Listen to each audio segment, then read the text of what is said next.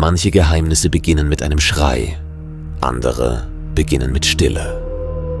Die Geschichte des Djatlov-Passes begann mit einem Zelt, das halb im Schnee begraben war. Es stand allein auf einem gefrorenen Berghang im nördlichen Ural. Drinnen lagen Stiefel, Jacken, Essen, Kameras und alles, was 9 Wanderer zum Überleben brauchten. Doch die Wanderer selbst waren verschwunden. Und das Beunruhigendste war nicht, was man im Zelt fand. Es war die Art, wie sie daraus entkommen waren. Der Stoff war von innen aufgeschnitten worden.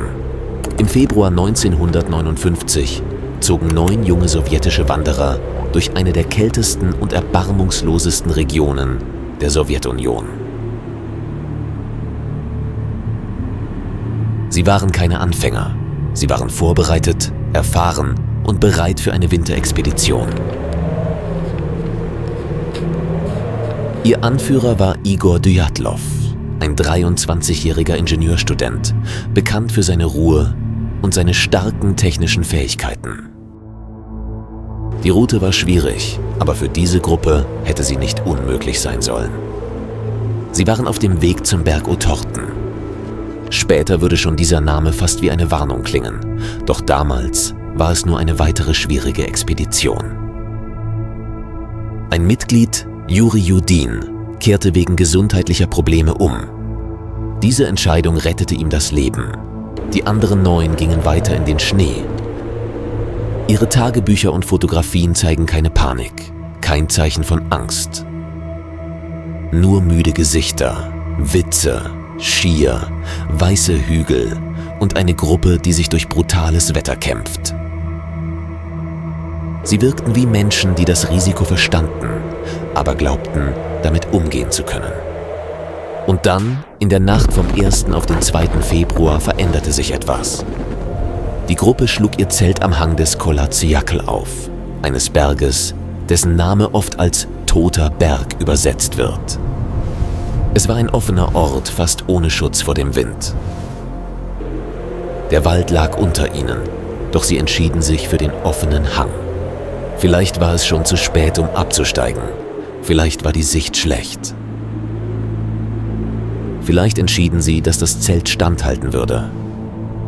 Dann, einige Zeit nach Einbruch der Dunkelheit, brachte sie etwas dazu, das Zelt zu verlassen. Nicht eine Person, nicht 2, alle 9.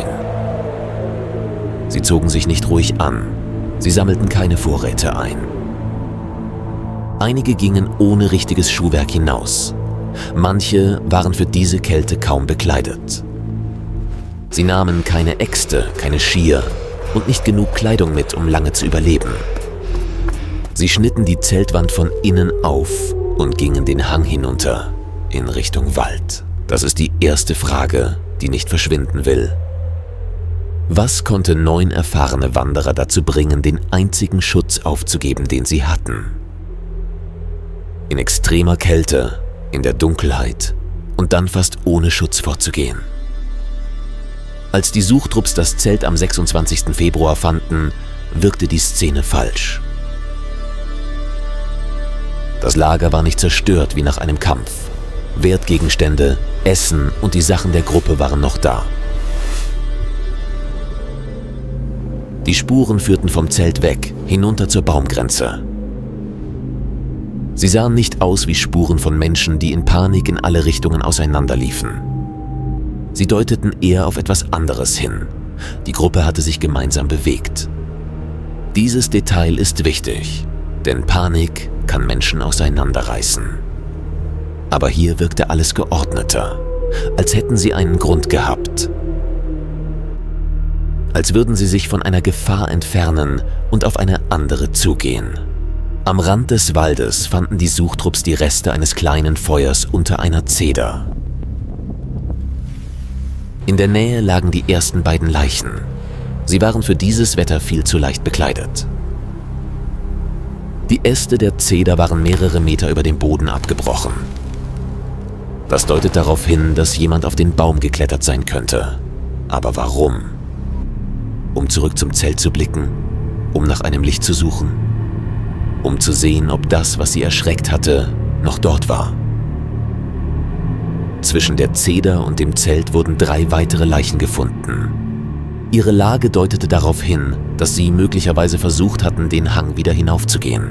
Dieses Detail ist fast unerträglich, denn wenn sie versuchten zurückzukehren, dann hatten sie irgendwann verstanden, der Wald rettete sie nicht.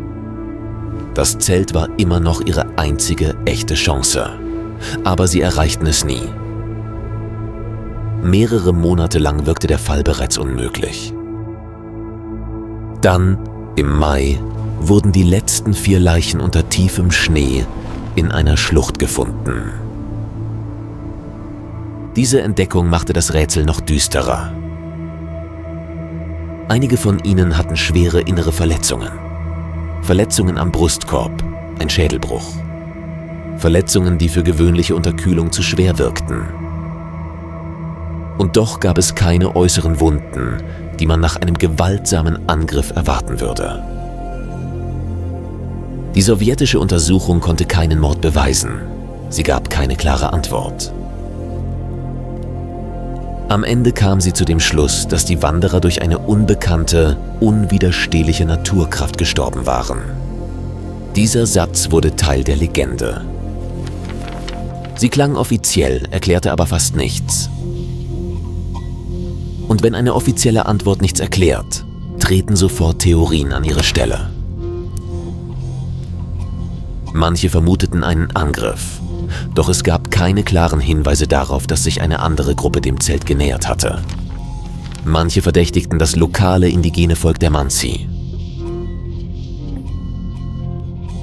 Doch die Beweise waren schwach und diese Version wird oft als ungerechte Spekulation angesehen. Andere stellten sich Tiere, geheime Militärtests, seltsame Lichter am Himmel, Schallwellen oder eine sowjetische Vertuschung vor. Die Atmosphäre des Kalten Krieges ließ jedes fehlende Detail schwerer wirken. In einer geschlossenen Gesellschaft kann Schweigen wie Schuld wirken, selbst wenn die Wahrheit einfacher ist. Aber einfach bedeutet nicht immer beruhigend. Eine moderne Erklärung konzentriert sich auf Schnee, Wind und den richtigen Zeitpunkt. Nach der Schneebretttheorie könnten die Wanderer in die Schneeschicht geschnitten haben, um eine Plattform für das Zelt zu schaffen. Starker Wind könnte oberhalb von ihnen noch mehr Schnee angehäuft haben. Einige Stunden später könnte sich ein dichtes Schneebrett gelöst und das Zelt getroffen haben. Keine riesige Lawine, die den Berg hinabfegt, sondern eine kleinere, schwerere Platte. Genug, um einen Teil des Unterschlupfs einzudrücken und einige der Wanderer zu verletzen. Und genug, um die Gruppe davon zu überzeugen, dass ein größerer Schneerutsch kommen könnte. Wenn das geschah, ergibt der Schnitt von innen im Zelt plötzlich Sinn. Vielleicht glaubten sie, dass der Eingang blockiert war. Vielleicht waren sie verletzt, desorientiert oder hatten Angst, dass sie begraben würden, wenn sie blieben. Also entkamen sie schnell und gingen hinunter, dorthin, wo es ihnen sicherer erschien. Der Wald war ungefähr 1 Kilometer entfernt. Unter normalen Bedingungen bedeutet diese Entfernung fast nichts. Doch in der Dunkelheit, im Wind, in tiefer Kälte und ohne vollständige Kleidung wird sie zur Falle. An der Baumgrenze versuchten sie zu überleben. Das Feuer zeigt, dass sie nachdachten.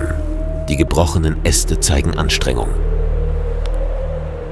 Die Kleidung, die bei einigen später gefundenen Toten entdeckt wurde, deutet darauf hin, dass die Gruppe Kleidung von denen verteilt haben könnte, die bereits gestorben waren. Das war kein Wahnsinn. Es war Überleben, Schritt für Schritt. Bis die Kälte ihnen jede Möglichkeit nahm. Die Schlucht könnte die schwersten Verletzungen erklären. Einige Forscher glauben, dass ein Schneeschutz oder eine von Schnee bedeckte Mulde eingestürzt sein könnte. Andere argumentieren, dass der Aufprall eines Schneebretts nahe dem Zelt die Verletzungen verursacht haben könnte, noch bevor die Gruppe den Wald erreichte. Wissenschaftliche Modelle zeigen, dass ein Schneebrettabgang möglich ist.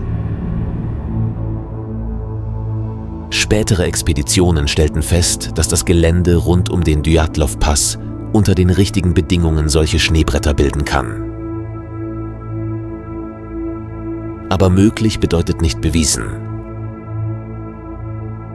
Genau deshalb fesselt der Dyatlov-Pass die Menschen bis heute. Nicht, weil alle Theorien gleichwertig sind. Nicht, weil man Außerirdische oder Monster braucht. Sondern weil die Beweise uns eine Form geben, aber kein vollständiges Bild. Wir können den Spuren folgen, aber wir können den Wind nicht hören, den sie hörten. Wir können das Zelt untersuchen, aber wir können den Moment nicht fühlen, in dem 9 Menschen entschieden, dass sie es verlassen mussten. Wir können den Schnee modellieren, aber wir können nicht in die Angst in diesem Unterschlupf aus Stoff eintreten. Die wahrscheinlichste Antwort ist vielleicht die am wenigsten filmische. Wetter, Schnee, Dunkelheit, Verletzungen und eine Kette verzweifelter Entscheidungen. Aber selbst diese Antwort lässt eine letzte Frage offen. Was glaubten sie, was geschah? Denn der wahre Schrecken des Dyatlov-Passes liegt vielleicht nicht darin, dass etwas Unmögliches geschah. Vielleicht liegt er darin, dass etwas Natürliches geschah, aber auf genau die falsche Weise. Genau zur falschen Zeit, genau bei den falschen Menschen. Eine kleine Verschiebung im Schnee, ein brutaler Wind, ein blockiertes Zelt. Eine Entscheidung, die in Sekunden getroffen wurde und dann ein Weg in die Dunkelheit, aus der niemand zurückkehrte. 9 Wanderer gingen in den Ural und erwarteten eine schwierige Reise. Sie wurden zu einem der unheimlichsten Rätsel des 20. Jahrhunderts. Und mehr als 60 Jahre später behält der Berg noch immer etwas für sich. Nicht die Körper, nicht das Zelt, nicht die Spuren. Nur den letzten Grund, warum sie glaubten, dass der kalte Wald sicherer war, als drinnen zu bleiben.